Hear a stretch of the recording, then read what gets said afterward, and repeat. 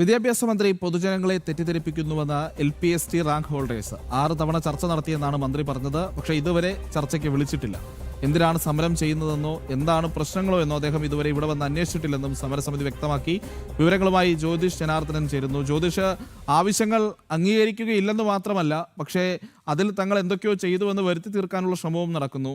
എന്നാൽ LPST പോലെ പ്രധാനപ്പെട്ട ഒരു റാങ്ക് ലിസ്റ്റിൽ ഇതുവരെയും ഒട്ടും നിയമനങ്ങൾ നടന്നിട്ടില്ല എന്നുള്ളൊരു വലിയ പ്രശ്നവും അവിടെ നിലനിൽക്കുന്നു. ജ്യോതിഷ്,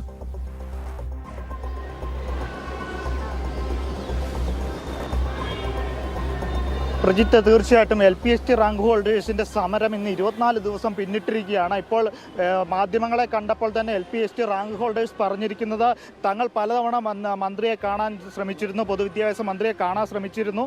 അങ്ങനെ കണ്ടത് മാത്രമാണ്. പക്ഷേ അനുകൂലമായ ഒരു നിലപാടുമില്ല. കാരണം ഇത്തരത്തിലൊരു നിയമനം 1:25 എന്ന ഒരു റേഷ്യോയിലേക്ക് മാറ്റിയാൽ പോലും നിങ്ങൾക്ക് നിയമനം ലഭിക്കില്ല, പിന്നെ എന്തിന് ഞങ്ങൾ മാറ്റണം എന്നുള്ളൊരു കാര്യങ്ങളാണ് ഇവർ പറഞ്ഞിരിക്കുന്ന, മന്ത്രി അറിഞ്ഞിരിക്കുന്നതെന്നാണ് ഇപ്പോൾ മാധ്യമങ്ങളെ കണ്ടപ്പോൾ റാങ്ക് ഹോൾഡേഴ്സ് പറഞ്ഞിരിക്കുന്നത്. ഇപ്പോൾ മന്ത്രിയാണെങ്കിൽ പോലും കഴിഞ്ഞ വ്യാജമായ കാരണങ്ങളാണ് 6 തവണ കണ്ടു, നിങ്ങളുമായിട്ട് ചർച്ചകൾ നടത്തി എന്നൊക്കെയാണ് പറഞ്ഞ് ഇത് മാധ്യമങ്ങളെ അടക്കം തെറ്റിദ്ധരിപ്പിക്കുന്ന ഒരു സാഹചര്യമുണ്ട്. എന്താണ് സത്യത്തിൽ നടന്നിരിക്കുന്നത്?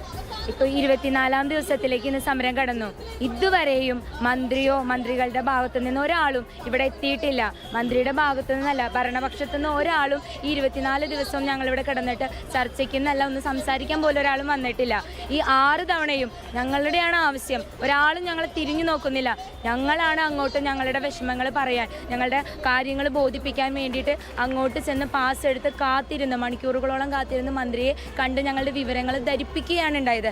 അല്ലാതെ ഞങ്ങളുടെ പ്രതിനിധികളെ വിളിച്ച് അവരൊരു ചർച്ചയ്ക്ക് ഇന്നേ വരെ ഇരുന്നിട്ടില്ല. ഇന്നലെ മന്ത്രി നടത്തിയ പ്രസ്താവന തികച്ചും വാസ്തവ വിരുദ്ധമാണ്. അങ്ങനെ ഒരു ചർച്ചയല്ല അവിടെ നടന്നത്. ഇന്നലെയും 23-ാം ദിവസമായ ഇന്നലെയും ഞങ്ങൾ അങ്ങോട്ടാണ് ചെന്നത്. അവരുടെ ഭാഗത്തുനിന്ന് ഇത്രയും പൊതുസമൂഹം ചർച്ച ചെയ്തിട്ടും ഈ വിഷയത്തെക്കുറിച്ചൊന്നും അവർ ഞങ്ങളോട് സംസാരിക്കാൻ തയ്യാറായിട്ടില്ല. ഞങ്ങൾ അങ്ങോട്ടാണ് ചർച്ചയ്ക്ക് പോയത്. മന്ത്രി നടത്തിയ പ്രസ്താവന തികച്ചും വാസ്തവ വിരുദ്ധമാണ്. ഇപ്പോൾ നിയമസഭയിലാണ് അടക്കം പ്രതിപക്ഷത്തിരുന്നപ്പോൾ ഘോരഘോരം PSC ഉദ്യോഗാർത്ഥികൾക്ക് വേണ്ടി വാദിച്ചൊരു മുഖ്യമന്ത്രിയാണ് ഇപ്പോൾ മുഖ്യമന്ത്രി, പ്രതിപക്ഷ നേതാവാണ് മുഖ്യമന്ത്രിയായിട്ട് ഇപ്പോൾ ഇരിക്കുന്നത്. എന്നിട്ട് പോലും നിങ്ങളോട് വലിയ ക്രൂരമായ ഒരു സമീപനമാണ്, അല്ലെങ്കിൽ നിങ്ങൾക്ക് നിങ്ങൾക്ക് അർഹതപ്പെട്ട ഒരു നിയമനമാണ് ഇപ്പോൾ ലഭ്യമാകാതിരിക്കുന്നത്. ഞങ്ങൾ കഴിഞ്ഞ മാർച്ചിൽ ഇവിടെ സമരം നടത്തിയിരുന്ന സമയത്ത് നമ്മുടെ മുഖ്യമന്ത്രി അന്ന് പ്രതിപക്ഷ സ്ഥാനത്ത് നിൽക്കുന്ന സമയമാണ്.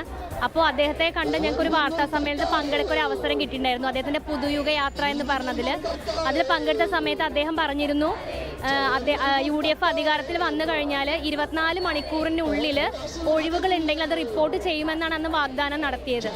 എന്നാൽ അവരുടെ ഗവൺമെൻറ് അധികാരത്തിൽ വന്നതിന് ശേഷം ഞങ്ങൾക്ക് ഇങ്ങനൊരു സമരം ചെയ്യേണ്ടി വന്നപ്പോഴാണ് മനസ്സിലാവുന്നത് അത് വെറും പൊള്ള വാഗ്ദാനങ്ങൾ മാത്രമായിരുന്നു. ഞങ്ങൾ ഈ സെക്രട്ടേറിയറ്റിന് മുന്നിൽ സമരം ചെയ്യാൻ തുടങ്ങിയിട്ട് ഇന്നേക്ക് 24 ദിവസമായി.